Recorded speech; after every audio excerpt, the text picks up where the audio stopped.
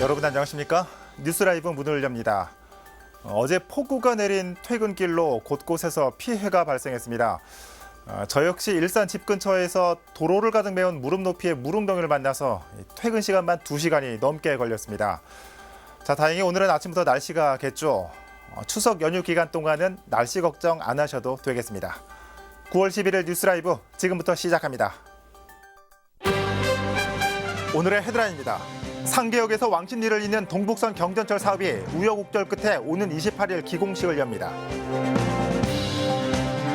서울시가 독산동 일대를 지역 활성화 거점으로 육성한다는 계획을 발표하면서 지역 불균형 문제 해소에 기대가 높아지고 있습니다. 용산 전자상가 일대는 신산업 복합 문화 교류 공간으로 탈바꿈됩니다. 인근 지역 도시 재생과 함께 동반 발전도 기대되고 있습니다. 정부가 분양가 상한제 발표에도 불구하고 서울 아파트 값이 10주째 상승하고 있습니다. 분양가 상한제를 반대하는 대규모 집회도 개최됐습니다.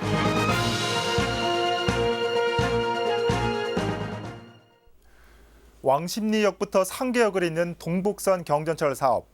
사업의 시작을 알리는 기공식이 오는 28일 예정돼 있습니다. 연내 착공에 대한 기대감도 커지고 있습니다. 첫 소식 박선화 기자입니다.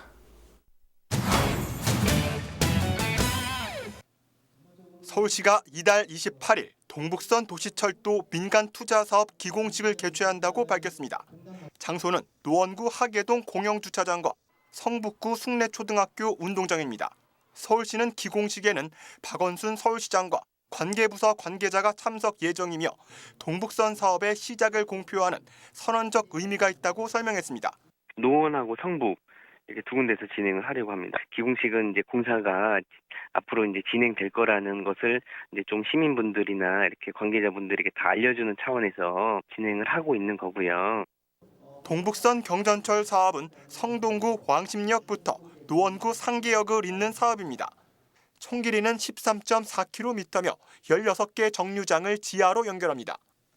최대 수혜지로 꼽히는 중계동 은행사거리 학원가는 기대감이 커지고 있습니다.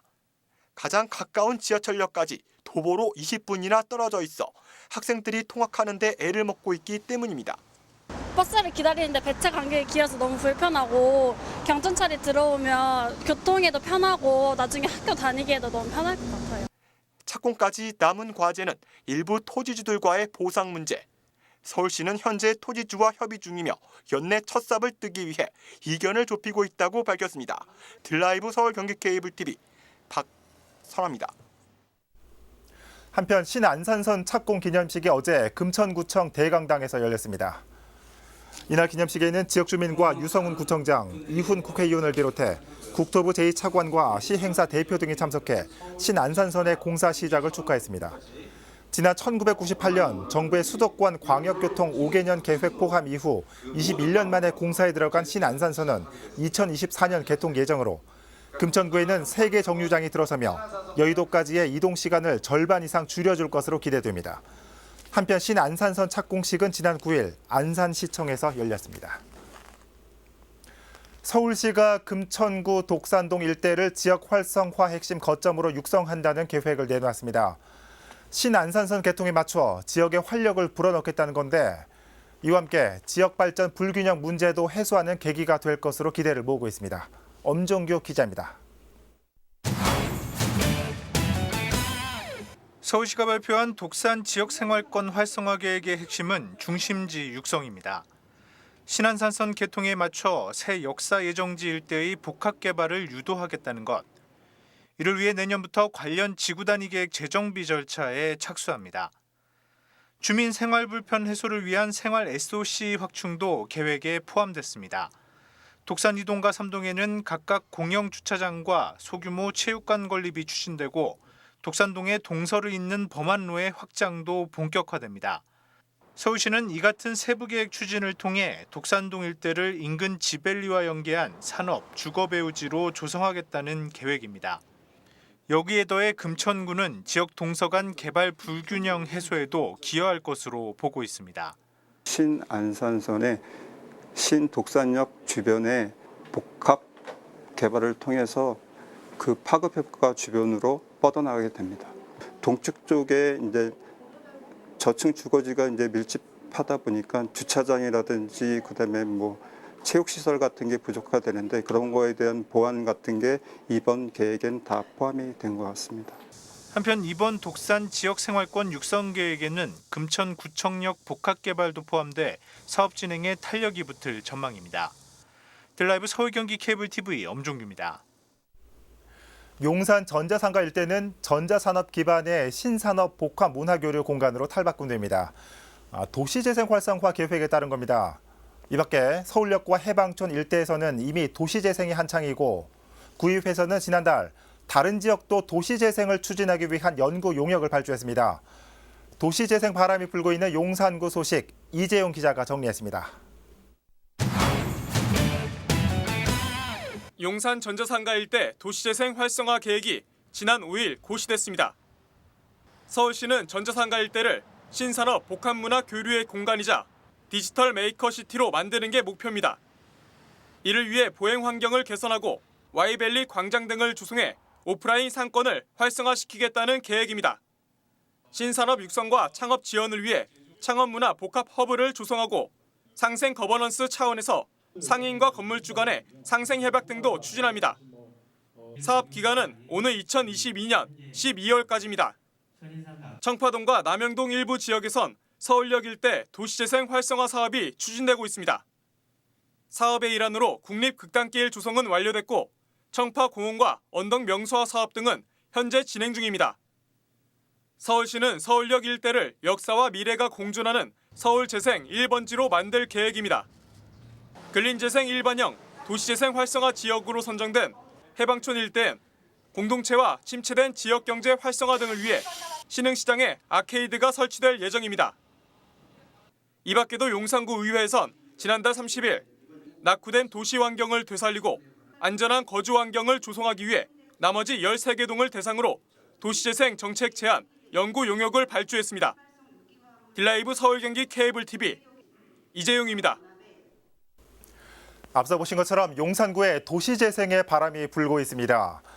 용산구 도시재생에 관한 연구 용역을 발주한 용산구의회 황금선 행정건설위원장과 자세한 얘기 나눠보겠습니다. 의원님 안녕하십니까? 네, 안녕하세요. 네. 보통 도시재생이라고 하면 이 서울시가 중심이 되거나 아니면 자치단체가 앞장서는 경우가 많은데 기초의회에서 이렇게 나서는 경우는 좀 이례적입니다.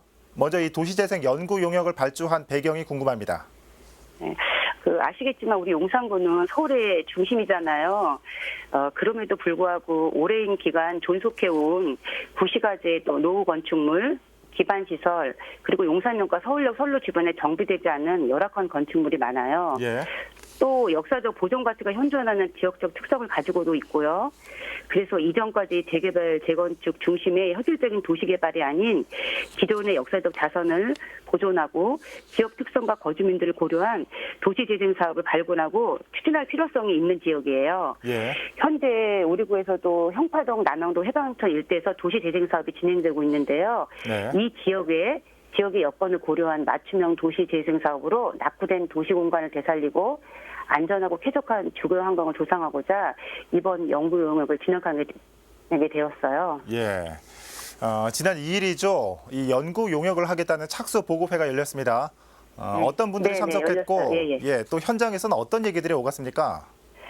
착수 보고회 중에 여러 의견이 있었어요. 예. 근데 그 중에서도 먼저 이제 우리 용산 미군기지 이전과 함께 추진될 용산 공원의 조성 사업과 도시재생 사업의 관련성을 검토할 연구 내용으로 일부 다뤄주기를 바라는 의견이 있었고요. 네. 또한 그 도시재생 사업의 발전 방향에 대해 관련 전문가의 견해 제시가 필요하다는 의견도 있었습니다. 예. 근데 그 중에서도 무엇보다도 형식적인 그 도시재생 사업이 아닌 주민 여론을 수렴하고 주민들이 진정으로 필요로 하는 도시재생 사업의 방향을 제시해 주기를 바라는 의견도 있었는데요. 예. 본의원도 이 의견에 적극 공감하는 부분이고요. 아까 말씀하신 것처럼 현재 도시재생 사업이 대부분 서울시 주도로 진행되고 있잖아요. 예. 근데 이제 이번 연구 용역을 통해서 주민들의 의견과 관심을 도시재생 사업에 반영할 수 있는 기회가 될 수 있기를 바란다는 의견이 대다수였습니다. 네. 그래서 또 학회에서 이런 의견을 전달했고요. 학회에서는 이런 모아진 의견들을 최대한 반영하겠다는 뜻도 이렇게 주셨습니다. 네, 연구 용역이 3개월간 진행되니까 오늘 11월 말이면 결과가 나올 겁니다. 자, 네네. 마지막으로 이 앞으로의 계획은 어떻게 되시는지요? 예, 금년 11월 말에 용역이 만료되기 전에 최종 보고회가 있을 예정이고요. 학회로부터 그 제출받은 이제 용역 성과물에 대해서 우리 여러 의원님들이 이제 검토 의견을 반영하고 또 정리한 다음에 집행부에 이 결과를 제시하고요. 예. 지속적인 만남과 협의를 통해서 정말로 주민을 위한 도시재생 사업의 방향 설정과 추진을 위한 노력을 이어가 나갈 것입니다. 예. 뿐만 아니라 이를 토대로 서울시에도 도출된 의견을 제안할 계획을 가지고 있고요. 이를 위해서 저희는 그 학회랑 수시로 용역의 진행 사항과 추진 계획에 대해 협의하여서 내실 있는 연구 용역이 될 수 있도록 최선을 다해서 노력할 계획입니다. 네. 자, 이 낙후된 용산 지역이 많은 만큼 이를 통해 한 단계 더 발전하는 용산의 모습 기대하겠습니다. 의원님 오늘 말씀 잘 들었습니다. 네, 감사합니다. 네. 용산구 도시재생 연구 용역을 추진하고 있는 용산구의회 황금선 의원이었습니다.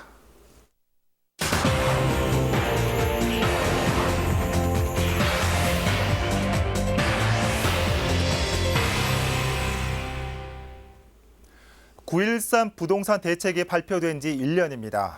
다주택자를 견제하기 위한 종부세 중과와 대출 규제 등 강력한 정책이 시행됐었죠. 과연 부동산 시장의 안정이 찾아왔을까요? 지난 1년간의 부동산 시장의 흐름과 현재의 모습을 연속해서 전해드립니다. 초강력 부동산 규제로 꼽히는 지난해 9.13 부동산 대책. 실제로 대책 발표 직후 가파르게 상승하던 강남권 주택을 중심으로 매매와 상승률이 줄기 시작했습니다. 지난해 9.13 부동산 대책 발표 이후 서울의 1년간 주택가격 상승률은 0.03%, 아파트값은 1.13% 하락했습니다.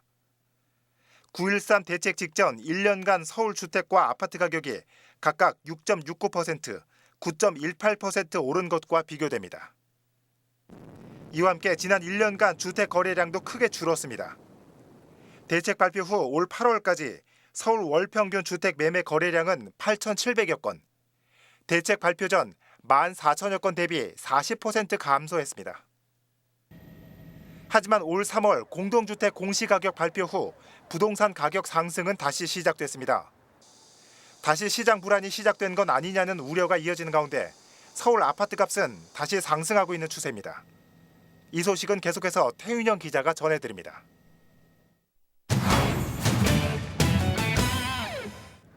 한국감정원 조사 기준 서울 아파트값은 올해 7월부터 10주 연속 상승세를 보이고 있습니다. 9월 첫째 주 서울 아파트값은 0.03% 올라 지난주와 같은 상승폭을 유지했습니다. 민간 택지 분양가 상한제로 신규 주택 공급 부족이 현실화될 거라는 우려가 시장에 반영된 것이라는 분석입니다. 신축 아파트는 물론 10년 이상 된 단지들까지도 신고가를 갈아치우고 있습니다.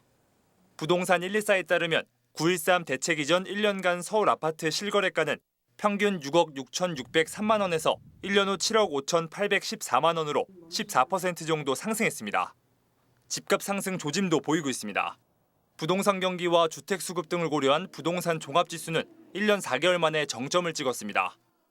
국토연구원에 따르면 서울의 7월 말 부동산 종합지수는 111.5로 지난해 3월 이후 1년 4개월 만에 최고값을 기록했습니다. 지난해 9.13 대책 발표 시점보다도 높은 수치입니다. 부동산 종합지수는 소비자가 체감하는 현재 부동산 시장 경기와 미래 부동산 시장 방향 등을 종합적으로 가늠할 수 있는 지표로 부동산 종합지수가 115 이상이면 부동산 경기 상승 단계로 분류됩니다. 딜라이브 서울 경기 케이블 TV 태윤영입니다. 네, 이처럼 집값 상승 등 시장 불안이 계속되고 있는 가운데 정부는 분양가 상한제 민간 택지 확대를 추진하고 있죠. 하지만 관리 처분 인가를 받은 재개발 재건축 사업장에도 적용되면서 이를 반대하는 첫 대규모 집회가 열렸습니다. 시행되기 전부터 우려와 반발이 거세면서 적잖은 진통이 예상됩니다. 계속해서 태윤영 기자입니다. 재개발 재건축 조합원들이 한자리에 모여 연신 구호를 외칩니다. 소급 입법 중단하라! 중단하라! 중단하라! 중단하라! 민간 택지 분양가 상한제 소급 적용을 반대하기 위해 모인 겁니다. 42곳의 조합에서 주최 측 추산 12,000명이 참여한 첫 번째 대규모 집회입니다. 재개발 재건축 사업장에도 입주자 모집 신청 단지부터 상한제를 적용한다는 정부의 방침이 나오면서 갈등의 불씨는 커졌습니다. 이미 관리 처분 인가를 받은 재개발 재건축 조합은 재산권 침해를 주장합니다. 조합원 분담 규모가 확정된 상황에서 분양가 상한제 적용으로 조합에 수익이 줄 수 있고 그만큼 추가 분담금이 증가한다는 게 이유입니다. 조합원에게 돌아가야 될 개발 이익이 전혀 아무런 공로도 없는 그 분양자들한테 일반 분양자한테 돌아가고 더군다나 소급 적용은 위헌적인 요소도 있지만 직접적으로 조합원에게 추가 부담금을 요구하고 있기 때문에 이들은 주택 물량의 1%에 불과한 재개발 재건축 사업에 대한 분양가 규제가 신규 주택에 대한 투기 심리를 불러일으킬 수 있다며 방침 철회를 요구했습니다. 최악의 경우 관리 처분 인가 사업장을 적용 대상에서 제외하거나 2년 이상 유예 기간을 달라고 촉구했습니다.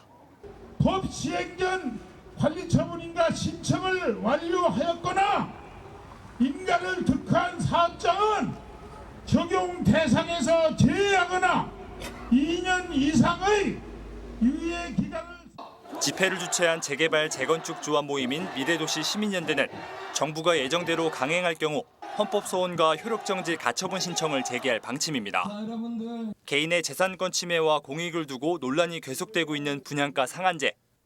부동산 시장에 미치는 영향을 고려해 시행 시기를 두고도 정부 부처 간 이견을 보이는 만큼 분양가 상한제 시행까지 진통이 불가피해 보입니다. 딜라이브 서울 경기 케이블 TV 태윤영입니다. 이런 가운데 분양가 상한제 적용 지역을 일부 완화하는 내용의 주택법 일부 개정 법률안이 발의됐습니다. 이혜훈 바른미래당 의원은 지난 6일 사업 시행 인가를 받은 정비사업단지는 상한제 적용 대상에서 제외하는 등의 내용을 담은 주택법 일부 개정안을 발의했습니다.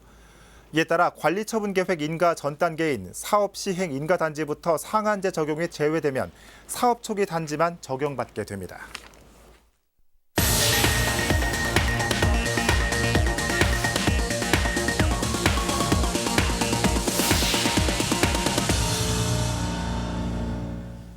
네, 다음 소식입니다. 서대문구가 올해부터 효행 장려금을 지급할 예정입니다. 100세 이상의 노부모를 직접 가정에서 돌보는 자녀가 지급 대상입니다. 이혜진 기자입니다.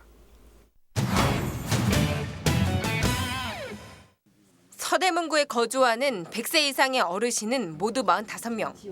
이 중 절반 정도인 21명은 현재 가족과 함께 지내고 있는 것으로 파악됐습니다.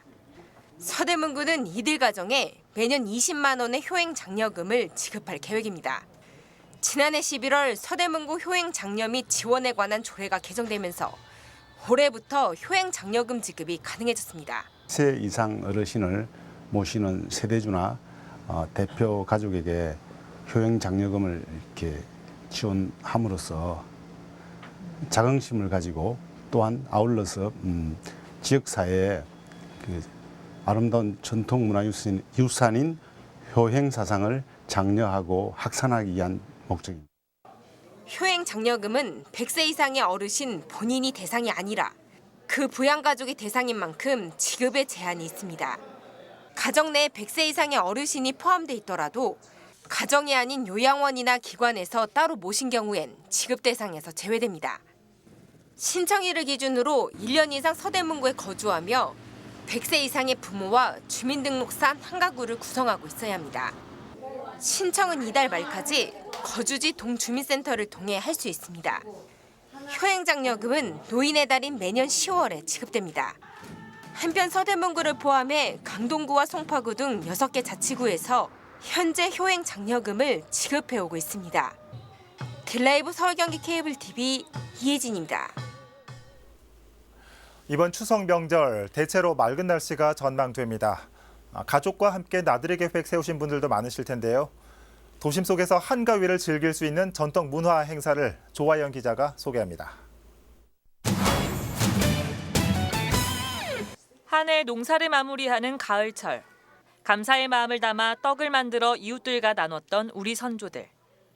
추수의 계절, 옛 조상들의 평범한 일상을 들여다볼 수 있는 전시전이 열렸습니다. 곡식을 수확했던 도구를 비롯한 절구와 시루, 떡살 등 다양한 유물들을 관람할 수 있습니다.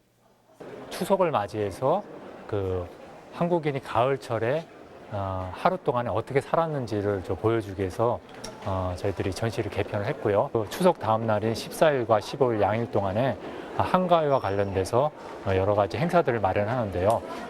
그와 관련된 공연, 그리고 체험 활동, 그리고 여러 가지 놀이와 관련된 행사들을 좀 준비를 했습니다.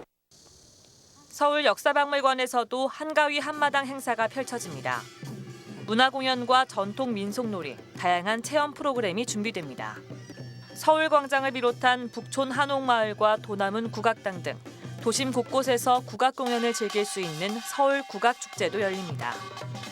신명나는 길놀이 공연과 탈춤 공연, 명인 명창의 국악 콘서트와 누구나 참여할 수 있는 국악체험존도 마련됩니다.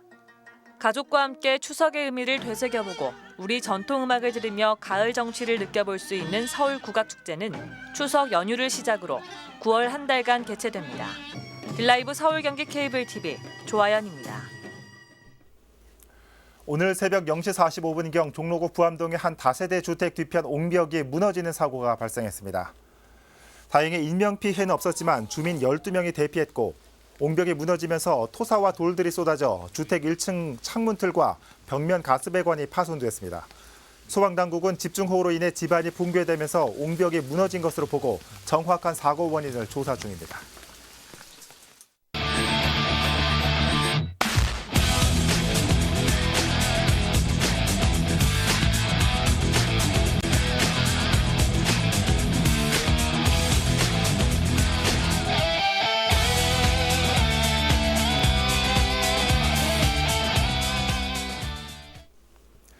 아무래도 명절에는 남성보다 여성이 더 힘들었던 부분이 많았죠. 서울시가 추석을 앞두고 성평등 명절 사전을 발표했습니다. 명절 음식 나누어 준비하기, 운전도 서로 나누하기, 양가 평등하게 방문하기. 꼭 명절뿐만이 아니더라도 일상 속 성별 고정관념은 조금씩 사라지는 추세입니다. 뉴스라이브 마칩니다. 행복한 추석 연휴 보내십시오.